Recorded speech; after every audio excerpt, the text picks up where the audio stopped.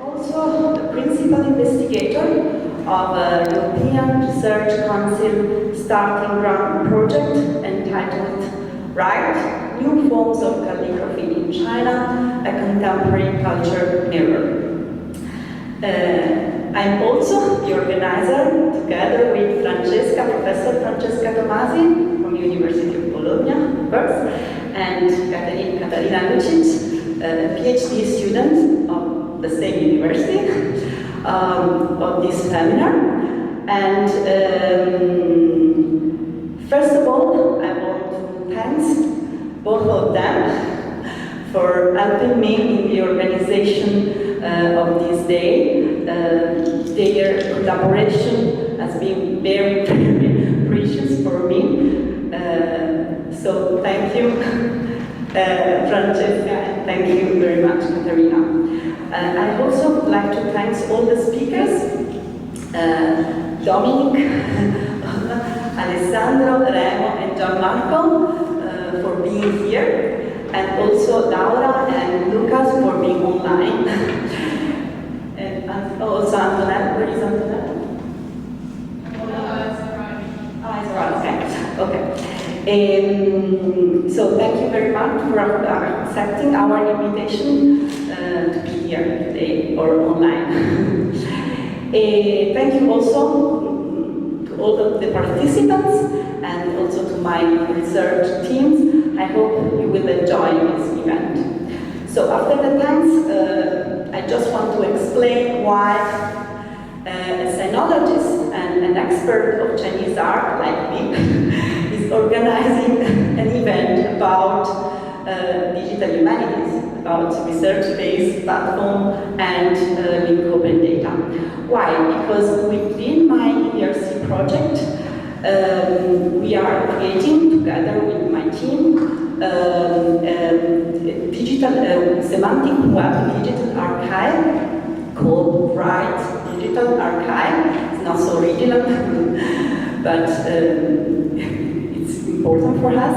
Following, of course, the semantic web technologies and link open data principles. For now, we are using Omeka as platform for data entry and manipulation, but the idea is to migrate the data into ResearchSpace platform in the future. So this is the reason for the organization also of this event and for my presence. And just to give a little contribution to this day of study, I would like to illustrate in a very brief manner the content of the project, of my project. As some of you probably know, calligraphy in China is a central tenet of the Chinese civilization and is the most important art in Chinese history. It's the sheath of all the arts, and the whole history of China is strictly linked to the history of its writing and calligraphy. So, the emergence of innovative elements in the very powerful and coherent tradition of calligraphic practice has always been an indicator of ongoing cultural changes. So, calligraphy is a perfect mirror to study the cultural changes in Chinese society.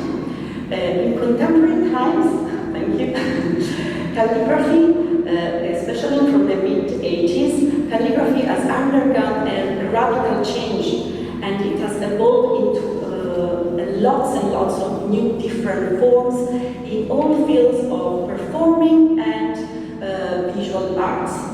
So, the first aim of my project is to investigate these new forms and to create the first artworks data set of this kind of artworks. In particular, there are 4 areas we are focusing on that are contemporary visual arts, you can see on the screen, performing arts, and graffiti art. These 4 areas are the 4 main focuses of my project and represent the 4 main collections of the digital archive that we are creating, because all the artwork that we are collecting are now stored in Semantic Web Digital Archive called Bright Digital Archive. This is just an idea of our list of items of our archive.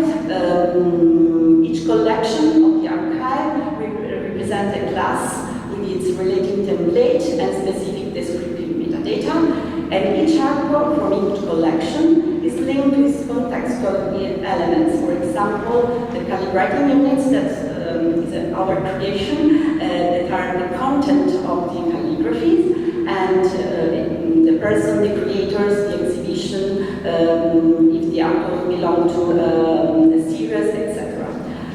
For the moment, the archive is composed of 7,059 items, of which around 300 are artworks. For the archive,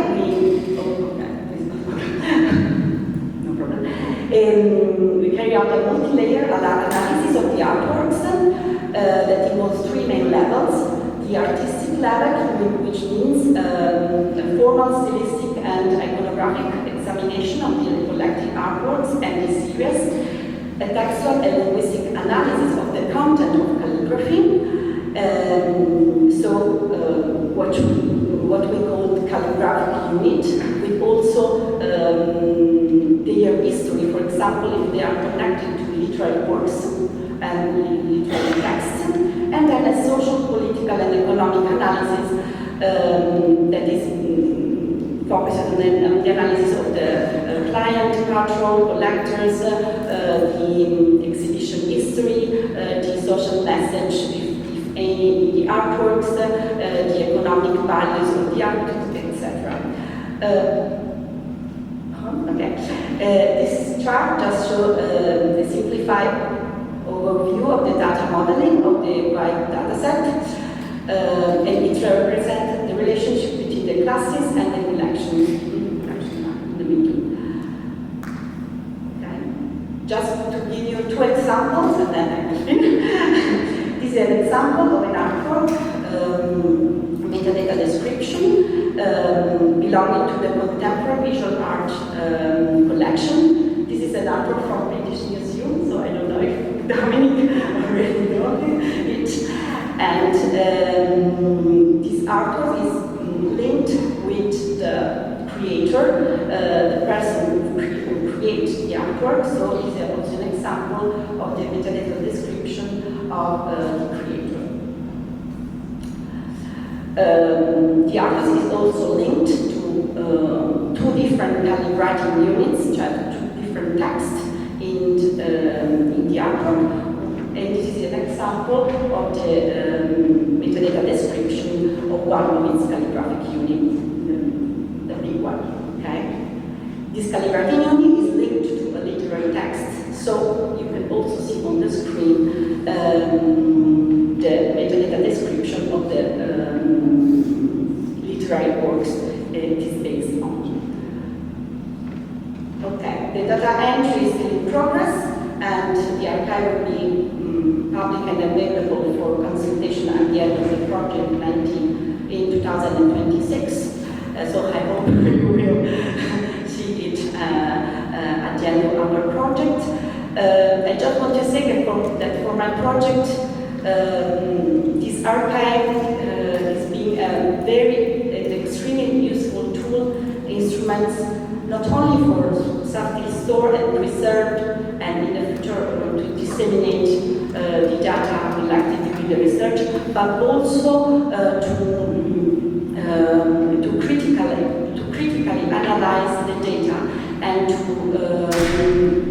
interrogate the data in order to conduct both quantitative and qualitative research on this data. So I'm really grateful to Francesca for opening up for this, the first time time, many years, no, 5 years ago, not many years ago, to the knowledge, very minimal for me, to the digital humanities. Thank you for Katarina. Thank you, Katarina, for creating and elaborating the technological infrastructure and the interface of our archive. And thank you to the whole field of the digital humanities to give me a tool for advancing our knowledge and understanding of Chinese contemporary calligraphy and offering valuable resource for artistic research and also for interdisciplinary research. So thank you very much for your patience, and now it's a very great pleasure to give the floor to Professor Francesca Tomasi, and then Katerina will lead the seminar, introducing each speakers and their speeches. Thank you very much.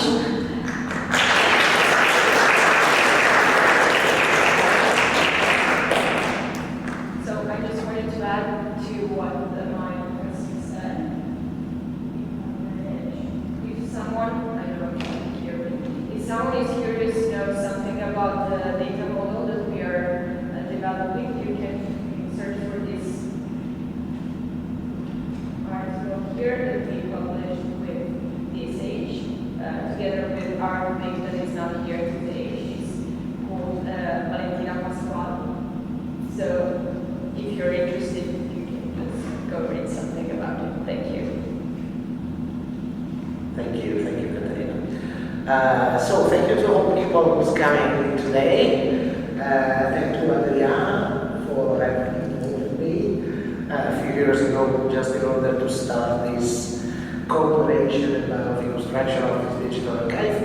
It was quite enhancing to work on this kind of data because of the fact that, from the point of view of the modeling, it was interesting both to manage different kind of artifacts, so different kind of objects, analogic objects and digital version of this object, and also to work on this tree level. It was a very interesting kind of work, trying to let different point of view to dialogue. And it's one of the activities that we are now managing at our Dark Research Center is exactly to try to understand how to let different point of view, so different scholarly perspective on the same object to be represented at the same time in a single environment. So this was a very interesting activity that has been a long time working in order to define the best solution in order not just to define the single metadata for artifacts, but also to represent a different point of view of the same artifact from different scholarly perspective. And you will learn something more if you are interested in exactly the paper that Katarina is showing us. Just a couple of reflections. I want to leave the stage to our speakers, so I will be very brief. Why is so important, from my point of view, this meeting? From one hand, I would like to say that in these special periods, in which all the discussion about artificial intelligence are focused on LLM and so on, generative model, come back to semantic web is important in order to understand how much semantic technologies are again important in order to represent our knowledge. So this is the very important first point that I want to share with you, and I hope that we can discuss about it. And for the second aspect, not just on the open data, that is a way in which we can publish. So it would be a nice direction. We use this direction every time we need to publish data, but on a tool. usually I'm not very convinced about the fact that we need to teach how a tool works. Because of the fact that I think that the best solution is to know how data need to be represented to a formal language.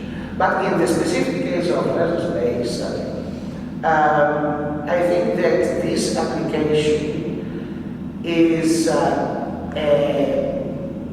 solution that can help us also in understanding how to manage semantic data and how to enhance the semantic expressiveness of data in order to reveal new connections. So it's not just a matter of I understand how a specific application or how a tool works, but on the back end, how to work in the direction of let data to be semantic, have the semantic power to reveal exactly the title that we decided for this seminar, to reveal new connections. So it's a very important strategy for managing data because in a solution as Omega, we hide in some way the complexity. With the ResearchSpace, the complexity and the application is very complex. But we will understand this morning why and which is the direction that we can decide to follow. But it's very important because it gives you the possibility to really understand which are the possible ways through which you can work on a data model to enhance the capacity of the data model to transfer knowledge till the final user. And it's very important also because also in our department we are trying to move now from Omega to ResearchSpace. Actually, we have a group of people working now on the application. And the idea that I hope also to share with friends is exactly to move from the conception of a digital library as a space where the final user go in order to browse and to see data and description of data that is either complex at a different level, but also a place where we can do research. That is a place where scholars can have the possibility to reuse a number of features that we will discuss this morning in order to use the ResearchSpace as a space to do research, not just to seek and browse data, but to produce knowledge. So, thank you very much for all the people here, from students from PhD, PhD students from Cultural Digital Ecosystem. So I want to also thank all the people who are coming to listen to us today. And I think that we can start our day. Okay? Thank you very much.